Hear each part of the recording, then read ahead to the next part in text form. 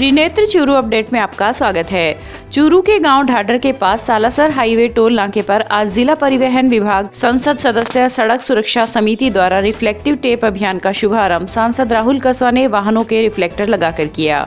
कसवा ने कहा कि रिफ्लेक्टर लगने से हाईवे पर दुर्घटनाओं में निश्चित रूप से कमी आएगी। वाहन चालकों को हाईवे पर नियमानुसार गति से ही वाहन चलाना चाहिए ताकि तेज गति से होने वाली दुर्घटनाओं से बचा जा सके। इस अवसर पर जिला प्रमुख वंदना आर्य, सिटी सीईओ ममता सारस्वत, भाजपा नेता मोहनलाल आर्य आदि ने भी अपने विचार व्यक्त किए। चूरू के अंदर जो हमारे एक्सीडेंट्स का बढ़ते हुए है, इसके लिए भारत सरकार ने एक जिले की एक समिति बनाई हुई है जिसकी अध्यक्षता एक सांसद करते हैं। उसके तहत जिले भर के अंदर हम रोड एक्सीडेंट को कैसे कम कर सकते हैं वो हमारी प्राथमिकता है। बढ़ते हुए एक्सीडेंट्स को आइडेंटिफिकेशन के लिए हमने एक टीम बना रखी, इसमें डीटीओ डिपार्टमेंट, पुलिस डिपार्टमेंट और सभी परिवहन विभाग, सभी विभाग और सभी रोड की कंस्ट्रक्शन एजेंसीज हैं, पीडब्ल्यूडी सब शामिल हैं।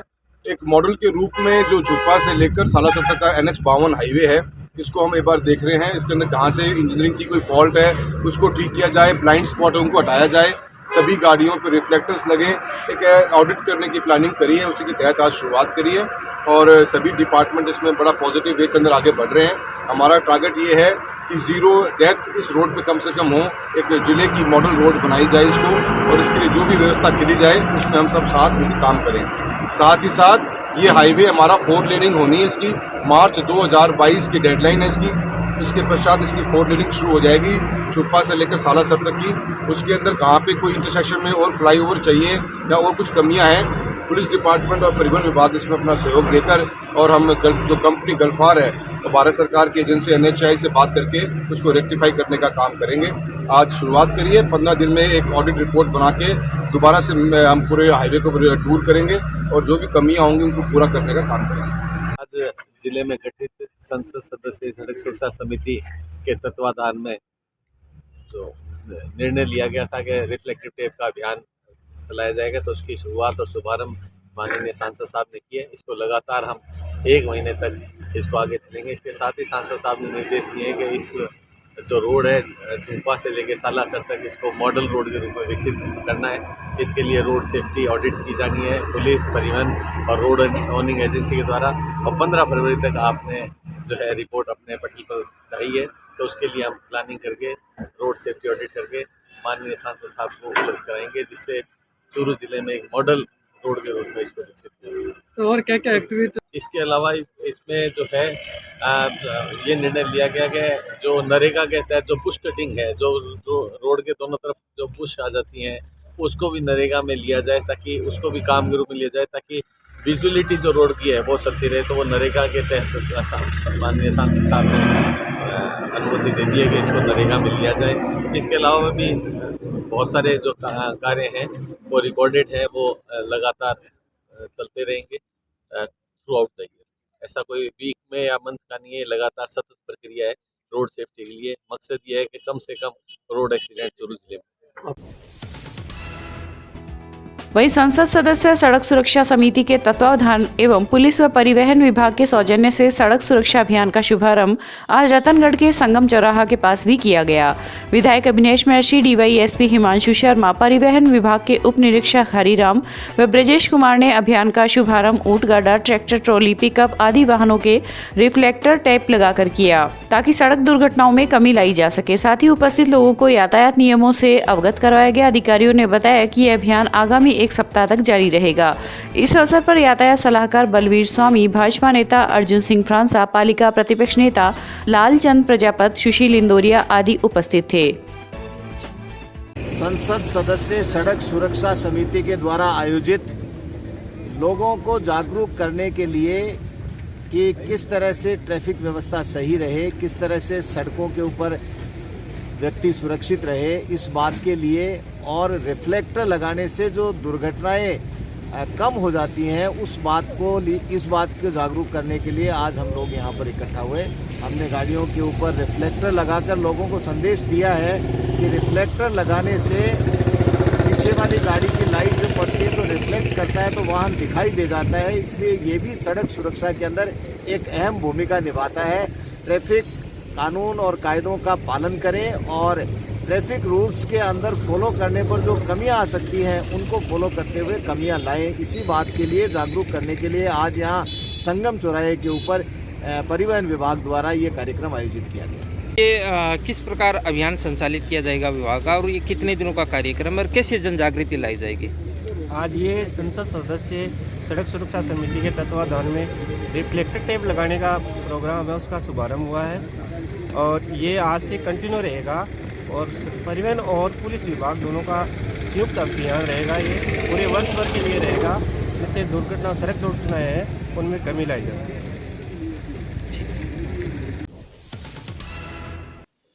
राजल देसर के राजकीय सीनियर उच्च माध्यमिक विद्यालय में सांसद कोटे से करीबन 20 लाख रुपए की लागत से बनी अटल लैब का शुभारंभ आज मुख्य अतिथि रतनगढ़ विधायक अभिनेश महर्षि, सांसद राहुल कसवा व कार्यक्रम के अध्यक्ष भामाशाह बाबूलाल दुधेड़िया के सानिध्य में किया गया। इस दौरान महर्षि ने कहा कि राजल देसर भामाशाह की नगरी है। यहाँ के भामाशाह अपनी मातृभूमि के लिए हमेशा सामाजिक कार्यक्रम एवं धार्मिक कार्यक्रम में अग्रणी भूमिका निभाते हैं। सांसद कसवा ने कहा कि इस लैब के चालू होने के बाद राजल देसर ही नहीं अपितु आसपास के ग्रामीण इलाकों के विद्यार्थियों को डिजिटल लेबोरेटरी के माध्यम से और अधिक सीखने को मिलेगा। उन्होंने कहा कि केंद्र सरकार द्वारा शिक्षा की योजना के तहत अनेक योजनाएं चलाई जा रही हैं, उनका अधिक से अधिक विद्यालयों को इसका लाभ लेना चाहिए। इस अवसर पर कैलाश डीडवानिया विद्यालय के प्रधानाचार्य प्रवीण कुमार स्वामी, भाजपा नगर अध्यक्ष पवन बोथरा आदि उपस्थित रहे।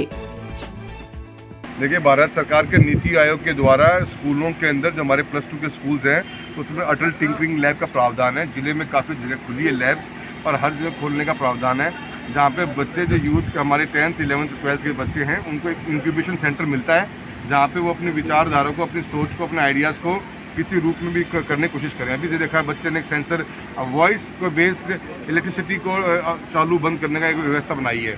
इसके साथ में एक हैंड होल्डिंग की कंपनी भी रहेगी जो बच्चों को ट्रेनिंग भी प्रोवाइड करेगी, बच्चों को हेल्प भी करेगी।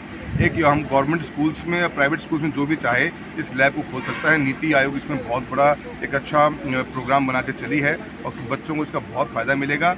एक प्रैक्टिकल टेक्नोलॉजी बेस्ड एजुकेशन का कॉन्सेप्ट है।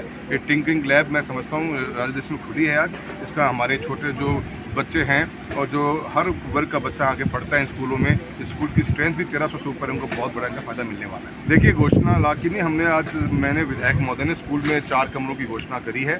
2 मैं मेरे सांसद कोटे से दूंगा, 2 हमारे विधायक महोदय MLA कोटे से देंगे। इसके अलावा भी स्कूल की स्ट्रेंथ को देखते हुए जो भारत सरकार की रमसा की स्कीम है जो स्कूलों में इंफ्रास्ट्रक्चर प्रोवाइड करती है, उसके तहत भी हम स्कूल्स में रूम की मैं बात करूँगा। हमारी पार्लियामेंट 51 चल रही है, कोशिश करते हैं स्कूल्स में एडिशनल रूम की पूर्ति को करना काम करेंगे। भारत सरकार का एक प्रावधान है जो हमारी एक्सप्रेस ट्रेन हैं उनके स्टॉपेजेस के ऊपर गाइडलाइंस बनी हुई है। काफ़ी बहुत मुश्किलात आती हैं। हमने काफ़ी नई ट्रेनें चलवाई हैं। बीते हुए 7 सालों में हमारी कॉन्स्टिट्यूंसी में 20 से प्लस ट्रेन चल चुकी हैं। इसके बाद हमारी कोशिश है और मेरे को ज्ञापन मिले हैं। मैं उम्मीद करता हूँ आने वाले कुछ दिनों में राजल देसर के अंदर हमें ट्रेन की स्टॉपेज करवाना है। हरिद्वार और सिकंदराबाद वाली जो ट्रेन है उनकी बहुत बड़ी प्राथमिकता है, पूरी कोशिश करी जाएगी। पहले भी प्लेटफॉर्म का काम भी राजल देसर में करवाया गया था। अब एक फुट ओवर ब्रिज की बात चल रही है। DRM से 25 तारीख को मेरी मीटिंग है। जो भी रेलवे और हाईवे संबंधित काम है उसको हम टॉप प्रायोरिटी पे लेते हैं। हाईवे के काम को भी कंपनी पूरा करके चलेगी थी। राजल देसर फतेह और रतनगढ़ में दोनों में सर्विस लेन का प्रोग्राम हमने सैंक्शन करवाया था। 75 करोड़ की सैंक्शनिंग आ चुकी है। जो कॉन्ट्रैक्टर है वो बिजली के तारों की शिफ्टिंग का वेट कर रहा है, उसको काम को जल्द चालू कर देगा। माननीय सांसद महोदय के साथ में आज अटल टिंकरिंग लैब का उद्घाटन किया है। भारत सरकार की बहुत महत्वपूर्ण योजना है, बच्चों की शिक्षा के लिए अहम योगदान होता है और विद्यालय की ज़रूरत के हिसाब से आज हमारे भामाशाह कैलाश जी डीडवानिया ने यहाँ पर बहुत बड़ी घोषणा की है। इन्होंने 15,000 रुपये के करीब की बिजली का खर्चा आता था, उसको ख़त्म करने के लिए यहाँ पर सौर ऊर्जा से बिजली मिले हमको, इस बात के लिए 4 लाख रुपए की घोषणा की है, जिससे पूरा काम हो जाएगा। 2 कमरे मैंने मेरे विधायक कोटे से 10 लाख रुपए मैंने दिए हैं और सांसद महोदय ने भी 2 कमरे देने की घोषणा की है। बाबूलाल जी दुधाड़िया हमारे जो भामाशाह हैं उन्होंने भी यहाँ पर CCTV कैमरा लगाने की और 21 कुर्सियाँ देने की घोषणा की है। बाकी भामाशाह लोग भी आगे आ रहे हैं। मैंने ये है कि शिक्षा के क्षेत्र में काम करने की ज़रूरत है। हम सब लोग मिलकर के शिक्षा के इस मंदिर माँ सरस्वती के मंदिर में किसी भी तरह की कोई कमी नहीं आने देंगे। प्रधानमंत्री ग्राम सड़क योजना के फेज 3 के पैकेज प्रथम में नवनिर्मित सड़कों का लोकार्पण आज सांसद राहुल कसवा, विधायक अभिनेश महर्षि व प्रधान मोहिनी देवी खीचड़ ने किया। 18.20 किलोमीटर लंबी सड़कों के निर्माण पर 9,88,86,000 रुपए की राशि खर्च हुई है। नेशनल हाईवे 11 से स्टेट हाईवे 107 वाया टीडियासर घुमानदा मालपुर तक की 8.70 किलोमीटर लंबी सड़क पर 5,79,64,000 रुपए तथा सेला से धीरासर वाया दाऊदसर व कांगड़ तक की 9.50 किलोमीटर लंबी सड़क पर 4,09,22,000 रुपए की राशि खर्च हुई है। इस दौरान ग्रामीणों ने जनप्रतिनिधियों का माला व साफा पहनाकर अभिनंदन किया। इस अवसर पर जिला प्रमुख प्रतिनिधि मोहन आर्य, जिला परिषद सदस्य मालीराम सारस्वत, राजकुमार सिहाग आदि उपस्थित थे। पश्चिमी विक्षोभ सक्रिय होने के बाद जिले में मौसम का मिजाज बदल गया है। शुक्रवार की शाम को हवाओं के साथ मावठ का दौर शुरू हुआ, जो रुक रुक कर आज सुबह तक जारी रहा। वहीं आज दिन भर सूर्यदेव बादलों की ऊट में नजरअंदाज रहे। रिमझिम बारिश की वजह से हवाओं ने सर्दी का एहसास बढ़ा दिया। मौसम विभाग ने न्यूनतम तापमान 10.5 डिग्री दर्ज किया है, जबकि अधिकतम तापमान 18.5 डिग्री रहा है। रतनगढ़ क्षेत्र में भी शुक्रवार की रात से मौसम का मिजाज फिर बदल गया। शुक्रवार देर रात क्षेत्र में रुक रुक कर 3 घंटे तक बारिश का दौर चला, जिसमें 6 mm बारिश दर्ज की गई। बारिश का पानी निचले भूभागों पर एकत्रित हो जाने से लोगों को आज आवागमन में परेशानी हुई। देर रात हुई बारिश के बाद आज पूरे दिन बादल छाए रहे तथा शीतलहर के चलते कड़ाके की सर्दी से लोगों को रूबरू होना पड़ा। सुबह रतनगढ़ में सुबह तड़के बारिश हुई, तेज हवाएं भी चल रही है, मौसम थोड़ा ख़राब हो रहा है। यात्रियों को परेशानी हो रही है। यहाँ बस स्टैंड पर भी काफ़ी मात्रा में कीचड़ फैल रहा है, जिससे यात्रियों को आने जाने में परेशानी हो रही है। वहीं सरदारशहर में भी आज दिन भर बादल छाए रहे तथा बूंदाबांदी से कड़ाके की ठंड रही, जिसके कारण लोग घरों में दुबके रहे। वहीं व्यापारियों ने अलाव जलाकर सर्दी से बचाव किया। ठंड के कारण बाजारों एवं सार्वजनिक स्थानों पर सन्नाटा पसरा रहा। रतनगढ़ विधायक उमेश महर्षि ने आज राज्य के मुख्यमंत्री अशोक गहलोत को पत्र लिखकर विधानसभा क्षेत्र की पंचायत मुख्यालय पर राजकीय उच्च माध्यमिक विद्यालय खुलवाने की मांग की है। विधायक महर्षि द्वारा लिखे गए पत्र में उल्लेख किया गया है कि ग्रामीण अंचल में शिक्षा को बढ़ावा देने के उद्देश्य से पूर्ववर्ती भाजपा सरकार द्वारा प्रदेश के प्रत्येक ग्राम पंचायत मुख्यालय पर राजकीय उच्च माध्यमिक विद्यालय खोलने की घोषणा की गई थी। महर्षि ने पत्र के माध्यम से मांग की है कि मुख्यालय नुआ, धातरी, रणधीसर, गुलेरिया, न्यामा एवं मालासी के राजकीय माध्यमिक विद्यालय को राजकीय उच्च माध्यमिक विद्यालय में शीघ्र ही क्रमोन्नत करवाकर क्षेत्र के विद्यार्थियों को राहत प्रदान करें। जिला कलेक्टर सिद्धार्थ सिहाग ने आज तारानगर क्षेत्र का दौरा किया। इस दौरान सिहाग ने सभी ब्लॉक स्तर के अधिकारियों की बैठक ली। पहली बार तारानगर आए जिला कलेक्टर ने निरीक्षण के दौरान संबंधित अधिकारियों को आने वाले फरियादों की शिकायतों पर ध्यान देकर जल्द से जल्द समाधान करने के निर्देश दिए। मीडिया से रूबरू होते हुए जिला कलेक्टर ने कहा कि सभी पटवारी, ग्राम विकास अधिकारी और ब्लॉक लेवल के अधिकारियों के साथ मीटिंग ली गई तथा क्षेत्र में चल रही विकास योजनाओं के बारे में जानकारी प्राप्त कर अनेक मुद्दों पर चर्चा की गई। अभी पटवारी और ग्राम विकास अधिकारी और जो ब्लॉक लेवल अधिकारी हैं उनके साथ मीटिंग ली थी कि क्षेत्र में जो विकास योजनाएं चल रही हैं उनके बारे में एक बार जानकारी प्राप्त की जा सके और उन योजनाओं को कैसे गति दी जा सकती है उसके बारे में सबसे सुझाव प्राप्त किए। कोशिश करेंगे कि सरकार की जो योजनाएं हैं वो ज़्यादा से ज़्यादा लोगों तक पहुँचें और उसके लिए सभी लोग मिलजुल कर प्रयास करें। Thank you. रतनगढ़ तहसील के गांव भोजासर की राजकीय माध्यमिक स्कूल में आज दानदाताओं द्वारा बैठने के लिए 35,000 रुपए की लागत की बेंच प्रदान की गई। स्कूल के पूर्व छात्र संजय, फूलचंद व धनराज प्रजापति ने अपने पिता माणकचंद प्रजापति की स्मृति में 21,000 रुपए की लागत की 6 तथा हुलास चंद्र शर्मा की स्मृति में उनकी पत्नी मोहरा देवी ने 14,500 रुपए की लागत की 4 बेंच भेंट की। इस अवसर पर संस्था प्रधान नरेंद्र सांकृत्य, हुक्मीचंद शर्मा, भगवानाराम शर्मा आदि उपस्थित थे। चूरू जिले के गांव ढाडर के एक युवा किसान ने जैविक खेती की बदौलत 4 फीट तक लंबी मूली की पैदावार की है। किसान संदीप चौधरी ने 2 साल की कड़ी मेहनत की बदौलत जैविक खेती के द्वारा इस फसल की उपज की। संदीप ने देसी मूली के बीज का संवर्धन और संरक्षण का कार्य पिछले 2 साल से किया। इस फसल में उन्होंने जैविक तरीके से थार पार कर गाय के गोबर, गौमूत्र से तैयार खाद, छाछ, दही से बने कीटनाशक का प्रयोग किया और जैविक कृषि पद्धति एवं सूक्ष्म सिंचाई प्रणाली की सहायता से 4 फीट लंबाई वाली मूली उगाने में सफलता प्राप्त की। रतनगढ़ के श्री दुर्गा प्रसाद धानुका बालिका प्राथमिक आदर्श विद्या मंदिर विद्यालय द्वारा संचालित वाल्मीकि संस्कार केंद्र पर आज स्वेटरों का वितरण किया गया। संस्कार केंद्र के संरक्षक वेद प्रकाश पवार की अध्यक्षता में हुए कार्यक्रम के मुख्य अतिथि महिपाल प्रजापति मां सरस्वती की प्रतिमा के समक्ष दीप प्रज्वलन से शुरू हुए कार्यक्रम में भामाशाह सांवरमल ऋणवा के सौजन्य से विद्यार्थियों को स्वेटरों का वितरण किया गया। इस अवसर पर संस्था प्रधान नरेंद्र चौमाल, संस्कार केंद्र प्रमुख अनीता देवी, अमित पवार आदि उपस्थित थे। जिला शिक्षा एवं प्रशिक्षण संस्थान चूरू में पर्यावरण प्रेमी शिक्षक बाबूलाल तूनगरिया के सहयोग से DLED के छात्र छात्रा शिक्षकों को मास्क वितरित किए गए। डाइट प्राचार्य गोविंद सिंह राठौड़ ने इस कार्य के लिए शिक्षक तूनगरिया की सराहना करते हुए संस्थान में अध्ययनरत विद्यार्थियों को इस संकटकालीन महामारी के समय में पूर्ण सावधानी बरतने का आह्वान करते हुए समाज को जागरूक करने का जिम्मा सौंपा। बाबूलाल जी तूनगरिया के द्वारा जो ये मास्क वितरण का काम किया जा रहा है, इस कोरोना की महामारी में एक पुनीत कार्य है। मैं हृदय की गहराइयों से उनका आभार व्यक्त करना चाहूँगा। और ऐसा पुनीत कार्य ये उनके अनुसार 1 लाख मास्क अभी तक वितरित कर चुके हैं। ये एक बहुत शानदार पहल है और हम सबको इनसे सीख लेकर के समाज को मार्गदर्शन करना चाहिए, पथ प्रदर्शन करना चाहिए, क्योंकि शिक्षा ही वो साधन है जिसके द्वारा नवाचार करते हुए जागृति फैलाई जा सकती है। रतनगढ़ देहात ब्लॉक कांग्रेस कार्यालय में आज कांग्रेस नेता पूसाराम गोदारा ने कार्यकर्ताओं की बैठक ली। इस दौरान उन्होंने जल भराव वाले क्षेत्रों की जानकारी ली। उन्होंने कहा कि जनहित के कार्यों को प्राथमिकता के साथ करवाया जाए। इस अवसर पर पार्षद रामवीर सिंह राईका, जगदीश खटीक, पूर्व सरपंच मनफूल टांडी आदि उपस्थित थे।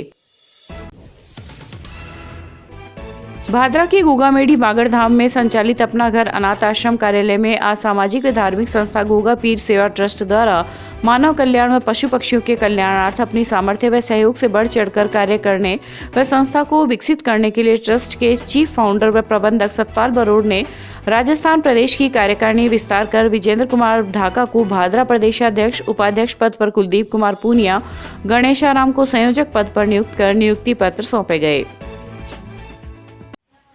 आज गोगा पीर सेवा ट्रस्ट गोगामेड़ी की कार्यकारिणी का गठन किया गया है, जिसमें प्रदेश सत्रीय कार्यकारिणी आज गठित की गई, जिसमें राजस्थान प्रदेशाध्यक्ष पद पर विजेंद्र कुमार जी गांव ढाका तहसील भादरा से नियुक्त किया गया है और प्रदेश उपाध्यक्ष के पद पर कुलदीप जी पूनिया, प्रदेश महासचिव मोर सिंह जी सुरजनसर,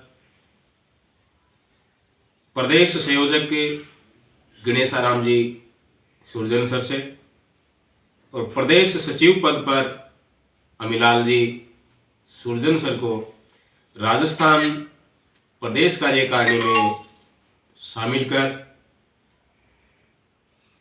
नई कार्यकारिणी का आज गठन किया गया है। इन युवा जुझारू कर्मठ युवाओं द्वारा आज जो संस्था परिवार में शामिल होना एक अहम बात है। इन नौजवान युवकों की संस्था में पदस्थापन से संस्था को पूरा मजबूती करने में सहयोग मिलेगा और बढ़ चढ़कर मानव कल्याण, पशु पक्षियों, जीव जंतुओं की सेवा में बढ़ चढ़कर नए काम करने का परम सौभाग्य मिलेगा। रतनगढ़ में होली धोरा के पास नवलगढ़िया टंकी पर स्थित पंप हाउस का क्षतिग्रस्त गुंबज आज अचानक गिर गया। गनीमत यह रही कि घटना में किसी भी प्रकार की जनहानि नहीं हुई, लेकिन पंप चालक नरेंद्र बारूपाल बाल बचे हैं। सूचना पर पार्षद नंदकिशोर भार्गव सहित मोहल्ले के कई लोग मौके पर पहुंचे तथा घटना की जानकारी ली। पार्षद ने बताया कि पंप हाउस की स्थिति से विभाग को लिखित एवं मौखिक रूप से अवगत करवाया गया था, लेकिन अधिकारियों द्वारा आज तक मौका मुआयना नहीं किया गया है। तो प्रशासन सहयोग संघ में जो ये अपने कार्यक्रम चल रहा था, उस कार्यक्रम के बीच में भी मैंने लिखित में लोगों के हस्ताक्षर युक्त और मेरे भी हस्ताक्षर से साथ में ये मैंने उनको ज्ञापन भी वहाँ प्रशासन सहयोग संघ के कैंप में मैंने शिविर में किया है। उन्होंने मेरे को यही आश्वासन दिया कि ठीक है, इसका मौका देख करके हम आपका इस कार्य को करवाने की कोशिश चेष्टा करेंगे, लेकिन अभी तक कुछ नहीं हुआ है। फिर ये कल ही घटना घटी है और ये बाल बाल बच गया। कौन? पंप चालक, जिसका नाम है नरेंद्र पारूपाल। अभी मैंने आके मौका देखा है, मौके पर ये सत्य है कि ये स्विच रूम रह गया पूरा। गोलियाँ कुआ है, उसके स्विच रूम के बारे में मैंने 1 साल प्रयास किया, तब जाके उन्होंने मरम्मत करवाई थी। वहीं रतनगढ़ की वार्ड संख्या 42 में गुसाई दोरा सड़क मार्ग पर आज अल सुबह हाई टेंशन लाइन का तार टूटकर 2 घरों पर गिर गया। गनीमत यह रही कि रात का समय होने के कारण किसी प्रकार की जनहानि नहीं हुई। सूचना पर डिस्कॉम ने बिजली आपूर्ति को बंद कर दिया तथा दोपहर में तारों को जोड़कर बिजली आपूर्ति को सुचारू किया गया।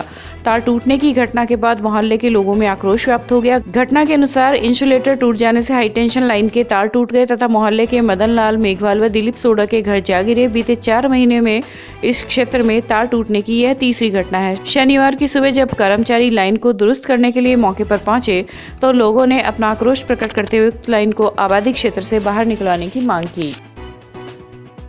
जो लाइन है अभी फिलहाल जो तार टूटा है वो एक इंसुलेटर फॉल्ट होने की वजह से टूट गया है। बाकी ये सही है कि इस लाइन पे लोड ज़्यादा है और उस लोड को कम करने हेतु एक अलग लाइन स्वीकृत करवाई जा चुकी है, जिसके टेंडर भी हो चुके हैं और कॉन्ट्रैक्ट आवंटित हो चुका है। उसकी मटेरियल का इंतज़ार चल रहा है। मटेरियल उपलब्ध होते ही वो लाइन कंप्लीट हो जाएगी, इस पर से लोड हट जाएगा। मोहल्ले के लोगों का भी आक्रोश सही है कि यह लाइन लगभग सैकड़ों घरों के ऊपर से अभी वर्तमान में आ चुकी है। इसके नीचे काफ़ी ज़्यादा घनी बसावट हो चुकी है और इसको ये शिफ्ट करवाना चाहते हैं। मैंने बताया निगम योजना के अनुसार अभी वर्तमान में एक योजना चल रही है जिसके तहत 50% किसी भी इस तरह की लाइन का जो शिफ्टिंग कॉस्ट होती है वो निगम वहन कर सकती है और 50% आधा किसी भी जनप्रतिनिधि द्वारा या फिर मोहल्ले वासियों द्वारा या किसी संस्था द्वारा, जैसा कि ये नगर पालिका है, अगर ये वहन करे तो ये अंडरग्राउंड कराना या और कोई अल्टरनेट मार्ग हो तो उस पर कराना संभव है। सांसद से अथवा विधायक से या नगर पालिका से बजट की व्यवस्था कराएंगे और इसको शिफ्ट कराने की व्यवस्था की जाए। उसमें जो खर्च आएगा वो इनको एस्टिमेट बना के, तो मैंने इनसे एक हफ्ते का समय मांगा है। 1 हफ्ते के अंदर मैं इनको ये पूरा बना के दे दूंगा, रूट डिसाइड करके कि इस रूट से इतना खर्च इसमें आएगा और ये बजट की व्यवस्था कराएंगे। तो जैसे ही बजट की इस तरह की व्यवस्था होती है तो इसको हम अंडरग्राउंड पे हमारी सहमति बनी है तो इसको अंडरग्राउंड कराने की व्यवस्था की जाएगी।